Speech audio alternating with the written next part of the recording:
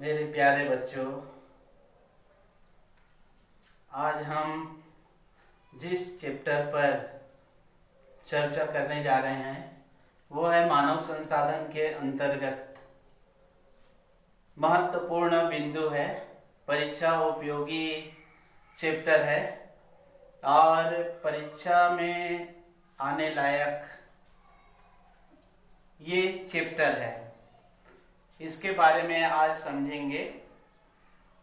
तो इस मानव संसाधन के अंतर्गत जो चैप्टर का शुरुआत कर रहे हैं उस चैप्टर में आ जाता है मानव के आयु संगठन के बारे में। उसको एक मानव है, उनकी एक आयु के आधार पर कैसे बांटा गया है, उनके क्रियाकलाप हैं, उसको समझते हैं। तो आयु संगठन के आधार पर 3 भागों में बांटा गया है। बालक बालिका वर्ग, दूसरा जो युवा वर्ग, तीसरा वृद्ध वर्ग। तो इसमें सबसे पहला जो है बालक बालिका वर्ग। 15 वर्ष से कम आयु जो होता है वो बालक बालिका के अंतर्गत आता है और इनका जो आयु का समय होता है शिक्षा ग्रहण करना और इनके स्वास्थ्य संबंधी, इनके शिक्षा से संबंधित देख रेख जो इनके माता पिता या इनके पालक होते हैं या इनके बुजुर्ग जो होते हैं वो इनकी देख रेख करते हैं। लेकिन आज देखा जा रहा है कई स्थान ऐसे हैं जहां पर बाल श्रमिक भी के द्वारा कार्य करवाया जाता है और एक आर्थिक स्थिति को देखते हुए उनके माता पिता उनको मजदूरी करने के लिए या कोई कारखाना में कार्य करने के लिए उनको भेज देते हैं, जबकि ये एक गलत तरीका है, एक बाल शोषण के अंतर्गत आता है। और उनकी जो वो आयु है 15 वर्ष से कम के जितने भी है, 6 वर्ष से 14 वर्ष के बच्चों के लिए शिक्षा की व्यवस्था या पाठशाला या विद्यालय जाने का समय, उसको कुछ सीखने का समय होता है, वहाँ पर उनको हटाकर विभिन्न कार्यों में थोड़े से पैसा कमाने के लिए उनके पालक उनको भेज देते हैं। तो ये 15 वर्ष से कम वाला जो आयु रहता है ये शिक्षा ग्रहण करने का समय रहता है। पालक उनको या उनके माता पिता उनकी देख रेख करके आगे उनको एक अच्छा कार्य करने के लिए, आगे कार्य करने के लिए उनको एक तैयार किया जाता है। दूसरा जो वर्ग आ जाता है युवा वर्ग। युवा वर्ग एक ऐसा वर्ग है जो क्रियाशील वर्ग कहा जाता है या प्रगतिशील वर्ग कहा जाता है इसको। और ये 15 वर्ष से अधिक और 59 वर्ष तक का जो आयु होता है वो युवा वर्ग का, और विभिन्न कार्यों में इनकी महत्वपूर्ण भूमिका होती है। कार्यालय में काम करना, कारखानों में काम करना या एक स्थान से दूसरे स्थान पर जाकर काम करना, सारा जो भार होता है वो युवा वर्ग पर ही होता है। और ये युवा वर्ग होता है वो बालक वर्ग और वृद्ध वर्ग दोनों को लेकर चलता है या दोनों की देखरेख करता है, दोनों का परवरिश करता है। उनकी जिम्मेदारी होती है युवा वर्ग का। और शारीरिक मेहनत करके ये अपने परिवार का संचालन करते हैं, अपने परिवार का देखरेख करते हैं, उनका भरण पोषण करते हैं। इसीलिए सबसे ज्यादा इसको क्रियाशील वर्ग कहा जाता है। और युवा वर्ग नहीं होगा तो उस परिवार का, उस राज्य, उस देश का कोई भी विकास संभव नहीं होगा। तो सबसे महत्वपूर्ण वर्ग युवा वर्ग को माना जाता है। उसके बाद तीसरा जो वर्ग आता है वो है वृद्ध वर्ग। वृद्ध वर्ग अपने पूरे जीवन पर्यंत कार्य करके वो अपने अंतिम पड़ाव पर रहता है और घर में आराम करता है। उनकी देखरेख ये युवा वर्ग के द्वारा किया जाता है। और 60 वर्ष से अधिक के उम्र वाले ये वृद्धा या वृद्ध वर्ग के अंतर्गत आता है। इसके बाद में हम अगला जो पॉइंट पर चलते हैं, काम और कार्यशील जनसंख्या। काम, कई ऐसे कार्य होते हैं जो कुछ दिन के लिए उनको काम मिल जाता है, बाकी दिन उनको घर में बैठे रहना पड़ता है। और जब जनगणना का समय आता है तो उसको किस वर्ग के अंतर्गत गिना जाए, किसको रोजगार के अंतर्गत गिना जाए कि उसको बेरोजगार के अंतर्गत गिना जाए, ये बड़ी समस्या सामने आ जाती है काम के कारण। 4 महीने काम करेंगे और उसके बाद में खाली बैठे रहते हैं, या सप्ताह भर काम करते हैं उसके बाद बैठे रहते हैं, या 2 दिन काम करते हैं फिर वो खाली बैठे रहते हैं। तो इस प्रकार का ये समझ नहीं आता कि उसको किस वर्ग के अंतर्गत या जनगणना में किस आधार पर उसको जनगणना में जोड़ा जाए। और यही कार्यशील जो जनसंख्या है उसमें देखा जाता है तो कई जो व्यक्ति या कई जो मानव होते हैं उत्पादक कार्य में लगे रहते हैं। सामान्य कार्य के अतिरिक्त उत्पादक कार्य, कोई भी उत्पादन कार्य करवाते हैं या उद्योग संचालित करते हैं तो उसमें जो प्रतिशत है वो 30% ही जो लोग जुड़े रहते हैं उत्पादक कार्य करते हैं, और 10% जो है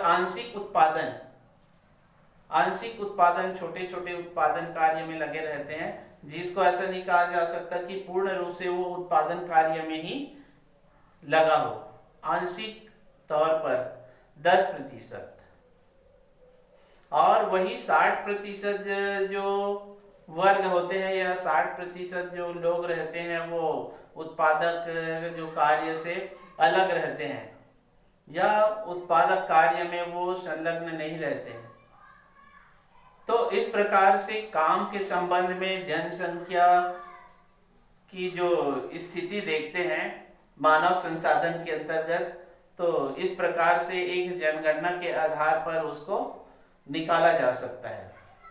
इसके बाद आइए चलते हैं, अगला पॉइंट जो है वो है साक्षरता। साक्षरता की जो स्थिति देखते हैं तो 2011 में जब जनगणना हुआ तो उसमें 74% से अधिक हमारे देश में साक्षर होने का एक आंकड़ा प्राप्त हुआ। और वही हम स्वतंत्रता के बाद में जब जनगणना हुआ तो उसमें देखते हैं तो मात्र 18% ही साक्षर थे। जैसे ही भारत स्वतंत्र हुआ और उसके बाद में देखे हैं तो मात्र 18%।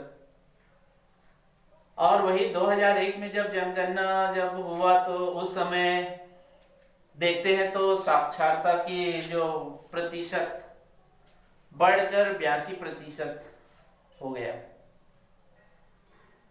तो ऐसे एक साक्षरता की दर धीरे धीरे बढ़ता गया। और वही हम 2011 की जनगणना में देखते हैं तो संपूर्ण हमारे भारत में 74% से अधिक साक्षरता का प्रतिशत देखा गया, और उसमें पुरुष वर्ग की सबसे ज्यादा साक्षरता का जो दर था पुरुष वर्ग में है ना 82.14%। और वही महिलाओं में देखा गया तो उसमें भी कुछ इजाफा हुआ, उसमें भी कुछ वृद्धि हुई, और 65% से भी अधिक महिलाओं के द्वारा साक्षर जनगणना 2011 के अनुसार से दिखाई दिया।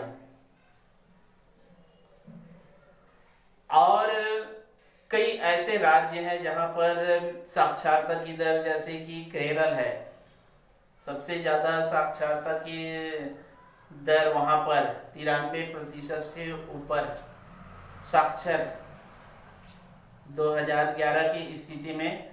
ऐसे मिजोरम वगैरह है, त्रिपुरा वगैरह है, राजस्थान, ऐसे कई ऐसे स्थान हैं जहां पर साक्षरता की दर धीरे धीरे बढ़ता चला गया। तो साक्षरता की दर को हम देखते हैं और साक्षर होने के बाद में बहुत सारे उसमें बुद्धि का विकास होता है, बहुत सारे उसमें शिक्षा का विकास होने के साथ साथ उनके कई रोजगार स्वरोजगार के बारे में वो जानने लग जाते हैं। अगला जो आ जाता है वो है पांचवा जो पॉइंट चलते हैं वो है पुरुषों की तुलना में महिलाओं में साक्षरता दर कम। उसके कारण क्या है? पुरुषों में अधिक साक्षर और महिलाओं में साक्षरता की दर कम होने के मुख्य जो कारण क्या हो सकता है, वो कारण यहाँ पर दिया हुआ है। उस कारण के संबंध में समझते हैं। पहला जो पॉइंट है सामाजिक जागरूकता का अभाव। सामाजिक जागरूकता, पर्दा प्रथा कहा जाता है। समाज में एक बहुत गंभीर स्वतंत्रता के पहले जब देखा जाता था तो महिलाएं पर्दा प्रथा, उनको घर के बाहर नहीं निकलने दिया जाता था, घर के बाहर निकलना उनको मना किया जाता था। विभिन्न प्रकार के जो धार्मिक सांस्कृतिक आयोजन होते थे उनमें उसको जाने नहीं दिया जाता था, उनको शिक्षा ग्रहण करने के लिए बाहर जाने नहीं दिया जाता था, एक अपमान समझा जाता था।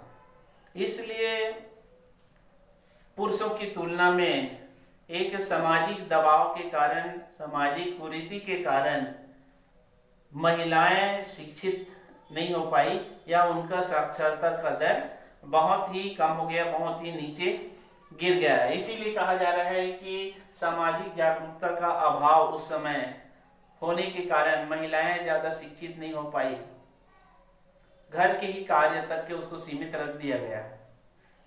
इसके बाद में अगला जो चलते दूसरा पॉइंट अंधविश्वास एवं रूढ़िवादिता।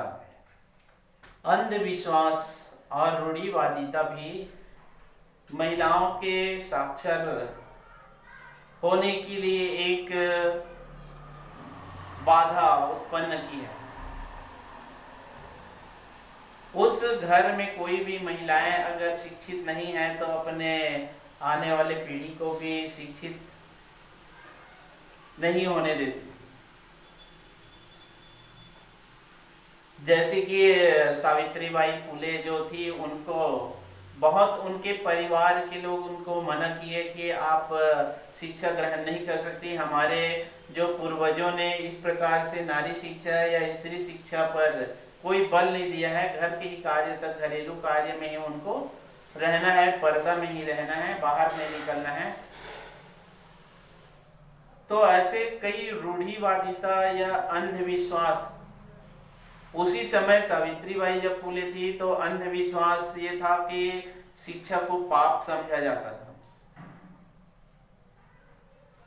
कोई भी शिक्षा ग्रहण करते थे तो उनको पाप माना जाता था। तो ऐसे अंधविश्वास